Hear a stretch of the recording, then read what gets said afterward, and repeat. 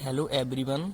तो आज हम आप लोगों के लिए कक्षा 10 गणित मोस्ट आईएमपी प्रश्न लेके आए हैं।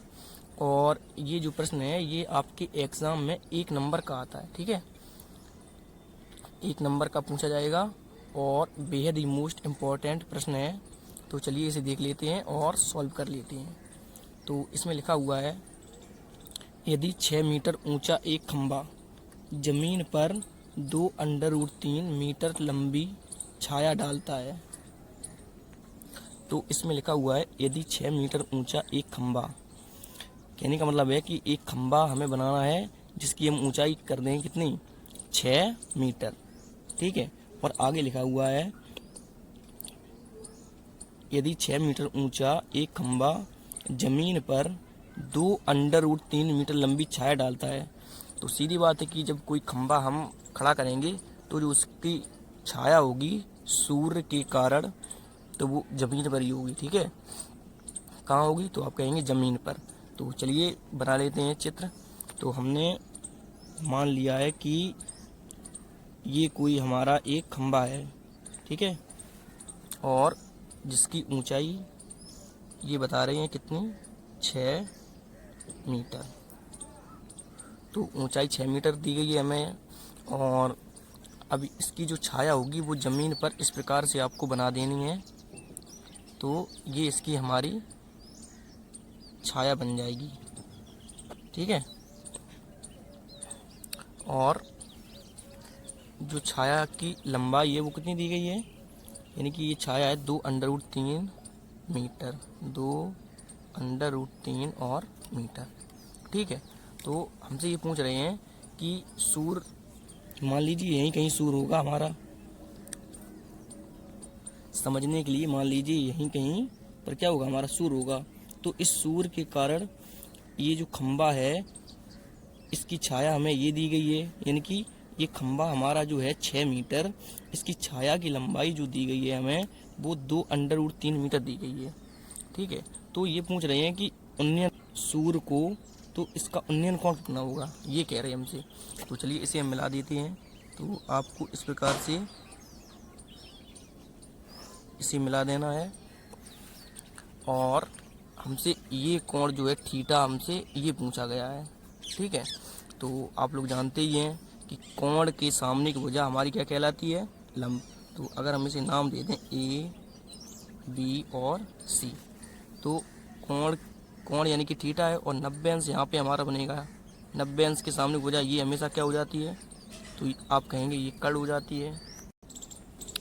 तो 90 अंश यानी यहाँ पे हमारा 90 अंश बनेगा, और 90 अंश के सामने की भुजा हमेशा क्या होती है, तो आप कहेंगे कर्ण। ठीक है, और कोण जहाँ भी, अगर हम कोण ये लेंगे, ये वाला कोण, तो कोण के सामने की भुजा हमारी कौन सी हो जाएगी, ये हो जाएगी, बी से लेकर सी तक।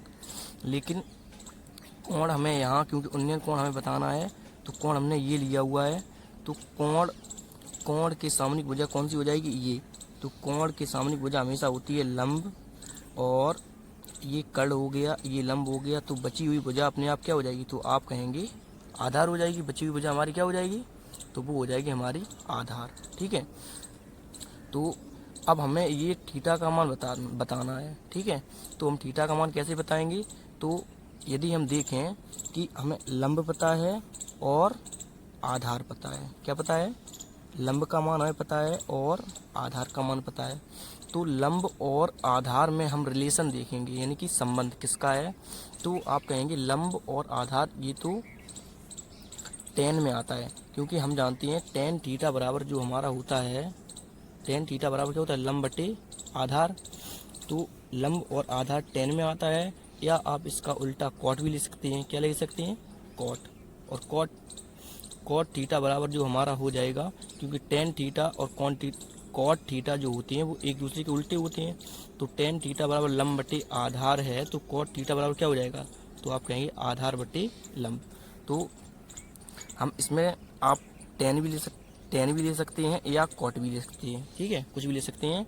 तो हम ये आपको इसलिए बता रहे हैं क्योंकि इसमें कुछ स्टूडेंट कंफ्यूज हो जाते हैं कि टेन ही हमने क्यों लिया, या हमने साइन क्यों लिया, या कॉस, मतलब कि हमें क्या लेना है, साइन लें, कॉस लें, टेन लें, कॉस एक्स है, कॉट, या मतलब कुछ भी लें, मतलब कैसे पता चल जाता है कि हम ये क्यों ले रहे हैं। तो हम आपको बता रहे हैं कि हमने सबसे पहले ये एक चित्र ड्रॉ कर लिया, एक चित्र बनाया। कैसे चित्र बनाया, इस सवाल को पढ़ के।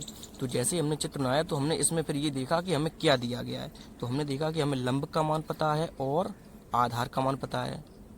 तो लंब और आधार हमने देखा टेन में होते हैं, टेन में या फिर कॉट में। तो चलिए हम यहाँ पे टेन ले लेते हैं, और आप यहाँ पे कॉट भी ले सकते हैं, कुछ भी। तो चलिए ये हमने लिखा हल, और हम लिखेंगे इसमें, ज़्यादा डिटेल में जाएंगे क्योंकि एक नंबर वाला प्रश्न है, तो आपको भी ज़्यादा डिटेल में वहाँ एग्ज़ाम पे नहीं जाना है। वहाँ पे जितना भी शॉर्ट हो सके एक नंबर वाले प्रश्नों में, और बस आपको आंसर बताना है 4 विकल्पों में से कौन सा होगा, ठीक है।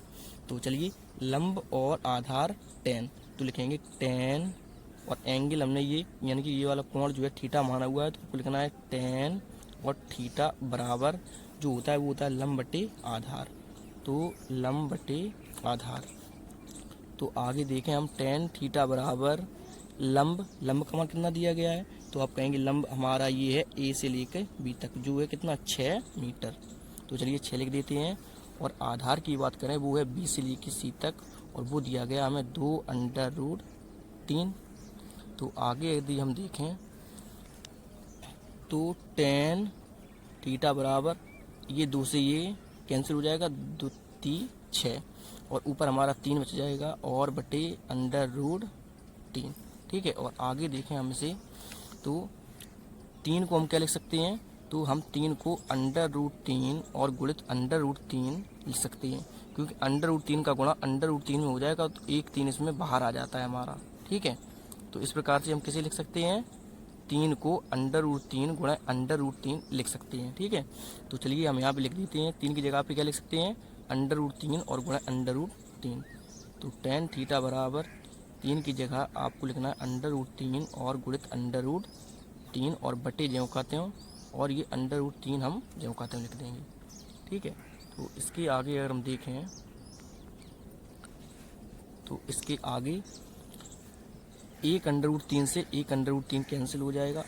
तो आगे हमारा टेन थीटा बराबर √3 केवल 1 बच जाएगा, 1 √3 हमारा बच जाएगा।